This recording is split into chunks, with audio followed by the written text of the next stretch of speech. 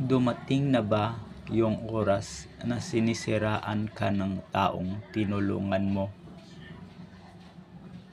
Mag-ingat ka sa mga taong tinulungan mo dahil hindi lahat ng tinulungan mo kabutihan ang ibabalik sa iyo. May mga taong kahit mabuti ang pakikisama mo, sisiraan ka pa din pagtalikod mo, lalo na kung may lihim na galit sa iyo. Mga taong toksik, sinungaling, manggagamit, plastik, mayabang, tsismosa, pabida,